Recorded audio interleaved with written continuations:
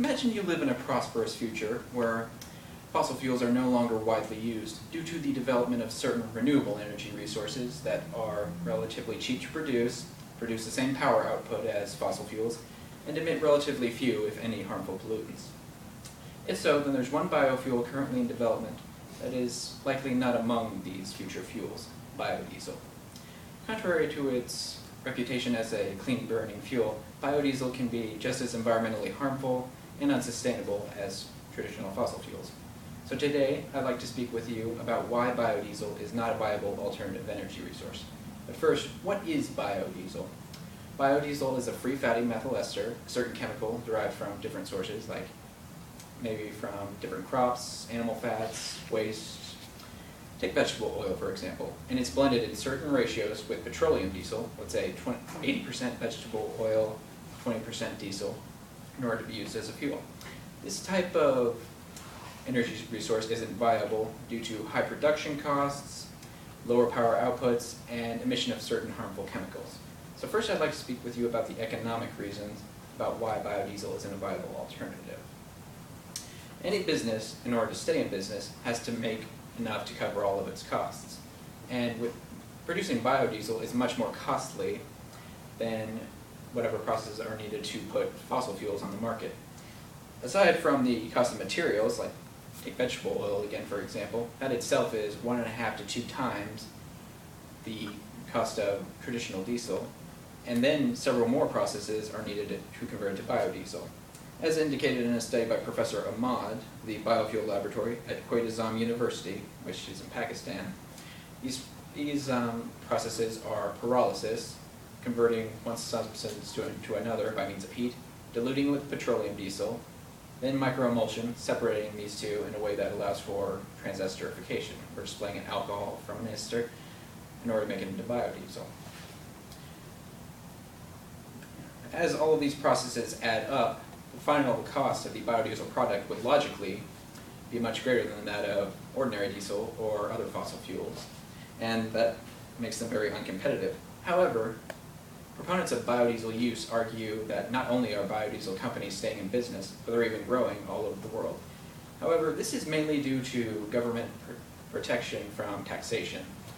If a product isn't taxed, then its producers can lower its price because they don't have to make up for the extra cost lost to taxation.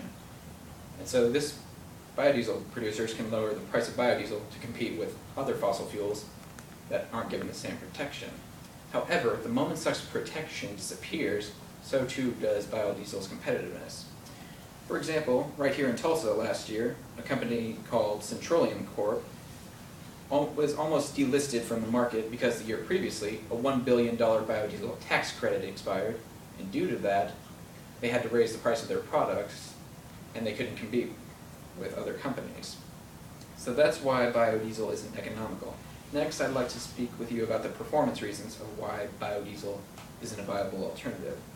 In one study by Imdat Temaz at the Department of Engineering at the University of Sakarya, which is in Turkey, different biodiesel blends using animal fats were compared in performance to traditional diesel. And in each blend, displayed lower engine power output, at most was 13.3% less, and lower speeds as well. This was the same in a study by P.V. Rao at the Department of Mechanical Engineering and Andhra University in India.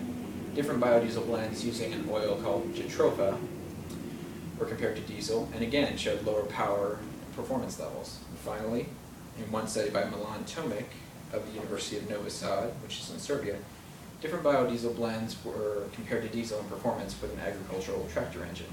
This also displayed lower power levels, 5.4 I believe at the most, so not as much, but also lower speeds. However, critics could argue that these lower values are justified by greater thermal efficiency of biodiesels. In each of the 3 studies that I mentioned to you, biodiesel displayed greater thermal efficiency than their diesel counterparts. And what I mean by thermal efficiency, when fuel is typically heated and it's evaporated, not all of the fuel is therefore converted into power or into work. And so this greater thermal efficiency allows more fuel to be properly converted and less is lost as heat, and that reduces emissions like carbon. However, Also in each of these studies, this greater thermal efficiency, due to the higher viscosity of these fluids, the time it took to burn them was greater.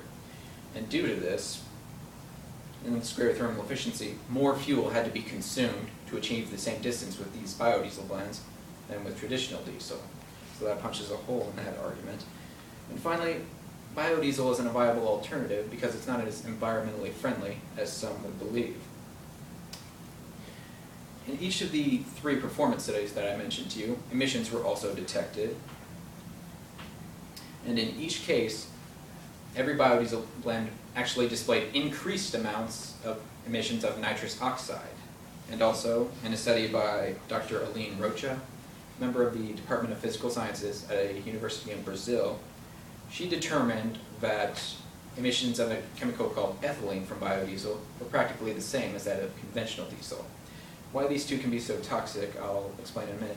But first, proponents of biodiesel argue that these increased emissions, or similar emissions, could be counterbalanced by lower carbon emissions. While it's true that biodiesels commonly do have lesser carbon emissions in comparison to diesel, these are typically only by a few percent. In Tomic's study that I mentioned earlier about the agricultural tractor performance, a pure biodiesel blend displayed only 8.99% less carbon dioxide emissions and only 13.15% less carbon monoxide.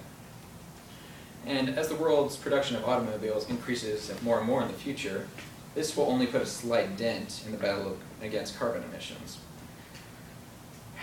And why are ethylene and nitrous oxide so potentially dangerous? Well, when these two chemicals react in the atmosphere, that results in the creation of a chemical called tropospheric ozone, which results in the creation of photochemical smog, which is harmful to human health. So if these were mass-produced, greater nitrous oxide emissions with the same amount of ethylene will result in more photochemical smog and more potential danger to human health.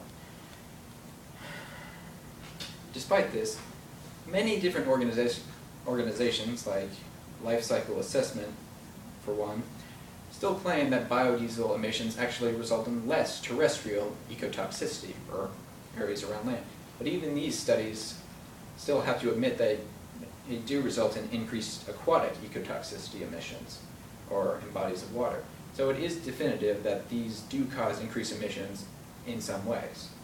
Right. Due to these economic, performance, and environmental flaws, biodiesel isn't truly a viable alternative, especially environmental, because it can actually increase harmful environmental effects that alternative energy resources are thought to reduce. And so other alternative energies must be invested for a sustainable future. Thank you.